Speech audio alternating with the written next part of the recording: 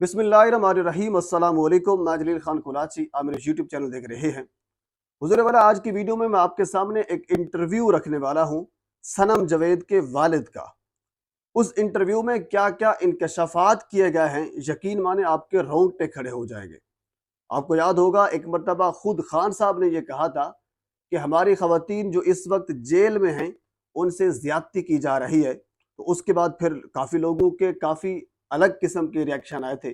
Even के जो हमारी खवातीन सहाफ़ी बरादरी के जो लोग हैं उन्होंने भी इसके ऊपर तनकीद की थी कि कोई भी लीडर बाप की मानद होता है, वालिद की मानद होता है, तो खान साहब को इस किस्म के इल्ज़ामात लगाते हुए शर्म आनी चाहिए थी, वगैरह वगैरह, यानी मुख्तलिफ इल्ज़ामात उन्होंने उल्टा खान साहब के ऊपर लगा दिए। बार वो बात वहीं पे चुप हो गई। अब हम उस इंटरव्यू के ऊपर आ जाते हैं। आपको याद होगा सनम जावेद सेबा जिस वक्त गिरफ्तार हुई थी 9 मई के वाक़ये के बाद, तैयबा राजा भी गिरफ्तार हुई थी। सबसे पहले तो हमें ये बताया गया था कि पुलिस की कस्टडी में ये हैं ही नहीं, पता नहीं किसके पास है। उसके बाद ये सारा केस कूस चलता रहा। एक मरतबा फिर कह लीजिए उनको अदालत में पेश कर दिया गया, यानी कस्टडी उसकी तस्लीम कर दी गई। आज भी उनकी हायरिंग थी। हम हायरिंग पर नहीं जाते, हम उसके इंटरव्यू पर आते हैं। वैसे तो वो इंटरव्यू सारा का सारा इंतहाई अहम है, लेकिन उस इंटरव्यू में कुछ चीज़ें इंतहाई अहम हैं, उससे भी ज़्यादा अहम हैं। अब सवाल ये पैदा होता है कि इस इंटरव्यू के जो इंतहाई अहम तरीन पार्ट्स हैं, उनको आजकल के जो लोग हैं, जो जर्नलिस्ट हैं, जो जर्नलिज्म कर रहे हैं, उनको खबर की ज़ीनत क्यों नहीं बना रहे? या फिर कौन लोग हैं जो उनको खबर बनाने से रोक रहे हैं? हालांकि इतनी बड़ी खबर है, फिर भी इस खबर को क्यों रोका जा रहा है? हुजूर वाला, ये इल्ज़ामात मैं नहीं लगा रहा, ये इमरान खान नहीं लगा रहा, या कोई दूसरा इल्ज़ामात नहीं लगा रहा, ये खुद एक बेटी का वालिद लगा रहा है। अब देखिए, अगर कोई भी वालिद अपनी बेटी के बारे में इस किस्म की आप बीती सुनाता है, तो अंडरस्टूड है उसकी बेटी के ऊपर ये सारा कुछ बीता होगा, तो तभी वो बात कर रहा है ना। अदरवाइज कौन ऐसा बाप हो सकता है जो अपनी बेटी के बारे में खामखा इस किस्म के इल्ज़ामात लगाए? ऐसा कभी नहीं हो सकता। यकीनन कुछ हुआ होता है तो वो मजबूर होकर आगे आकर आवाम को, मुआशरे को अपनी रुदाद सुनाता है कि ये जुल्म मेरे ऊपर बीता जा रहा है। बहरहाल, वो इंटरव्यू में ये कहता है कि सनम ने मुझे बताया, यानी सनम ने अपने वालिद को बताया कि एक मरतबा मुझे छत के ऊपर 5 बंदे लेकर गए, 5 मर्द कांस्टेबल लेकर गए, जिसमें कोई लेडी ऑफिसर, कोई लेडी कांस्टेबल मौजूद नहीं थी।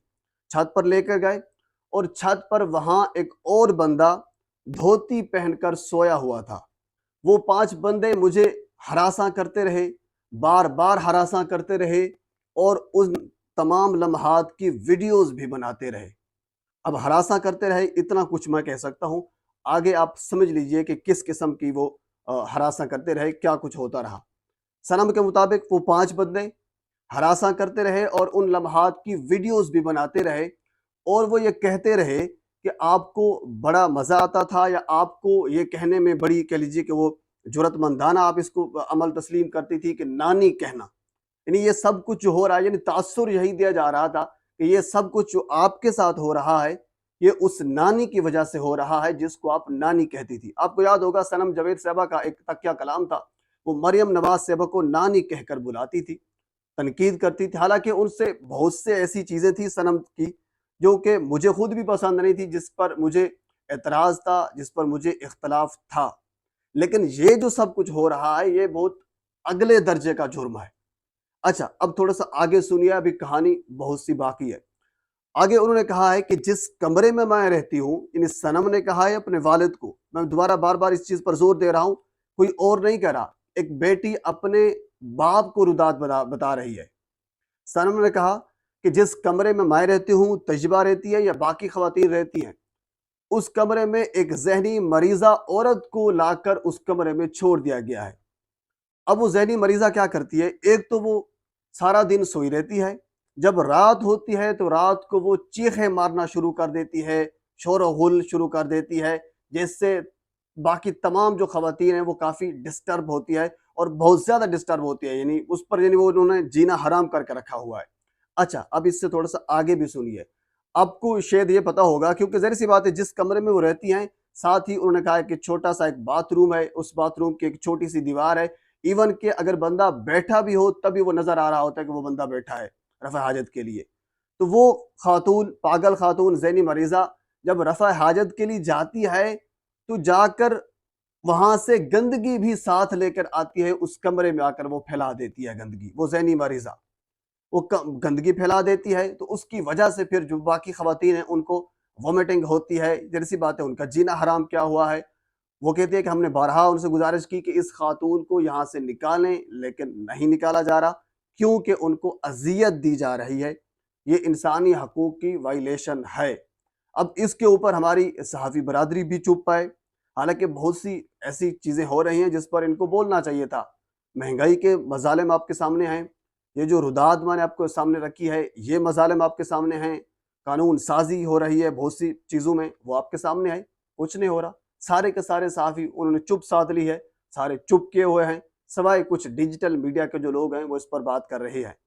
اب یہ جو رداد میں آپ کے سامنے رکھی ہے، ایک تو ہراساں کیا جا رہا ہے، اور دوسرا کمرے میں اس قدر یہ میرے خیال میں کوئی جانور بھی ایسا نہیں رہ سکتا، اگر گندگی اس کمرے میں پھیلا دی جائے تو جانور بھی اس گندگی سے مر جائے گا وومیٹنگ کر کر کے، یہ تو پھر بھی انسان ہے، انسانوں کے کچھ حقوق ہوتے ہیں، تو حضور والا کم از کم انسانوں کے جو حقوق ہیں ان کی تو وائلیشن نہ کی جائے، ان کو آپ سزا دیں۔ اگر وہ ایون کہ ان کے والد نے یہی کہا ہے کہ اگر وہ 9 مئی کے واقعات میں ملوث ہے، ان کے والد کا یہ کہنا تھا کہ وہ پروٹیسٹ کر رہی تھی، انہوں نے آگے کچھ نہیں کہا، حالانکہ وہ جانے کی کوشش کر رہے تھے، یاسمین راشد صاحبہ نے ان کو روکا، وہاں نہیں جانے دیا، وہ نہیں گئی، وہاں پہ پروٹیسٹ کر رہی تھی ضرور، لیکن پھر بھی اگر وہ اس واقعات میں ملوث ہے تو پھر قانون کے مطابق جو عدالت ان کو سزا دے گی وہ سزا ملے گی، لیکن ان کو اس طرح حسب بجا میں رکھ کر اور اس طرح کہہ لیجئے کہ ایک ایسے کمرے میں رکھ کر جس میں گندگی ہے یا ساتھ ان کے ایک ایسی ذہنی مریضہ عورت چھوڑ کر،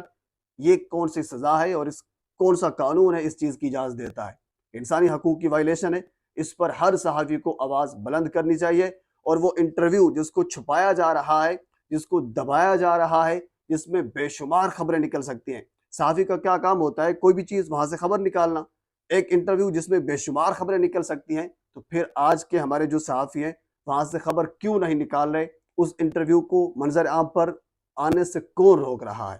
بہت سی چیزیں اور بھی ہیں، میں آپ کے سامنے رکھوں گا، فی الحال آپ کے لیے اتنا ہی۔ اچھا، ایک اور خبر، افتخار دورانی صاحب پاکستان تحریک انصاف کے سینئر رہنما ہیں، ان کو اغوا کر لیا گیا، ان کی اہلیہ کے مطابق رات گئے کچھ لوگ اندر داخل ہوئے جو سول میں بھی تھی اور وردی میں بھی کچھ لوگ تھے، حالانکہ پولیس کی جانب سے ابھی تک یہ اعتراف نہیں کیا گیا کہ ہم نے ان کو اٹھایا ہے، کس جرم میں اٹھایا ہے۔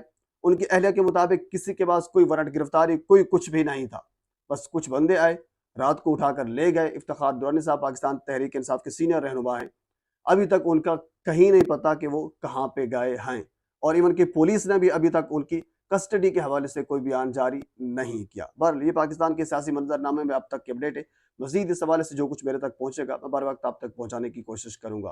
ایک مرتبہ پھر آپ سے گزارش ہے میرے چینل کو سبسکرائب کر دیں تاکہ آنے والی ہر انفارمیٹو ویڈیو آپ تک پہنچ سکے۔ اللہ حافظ۔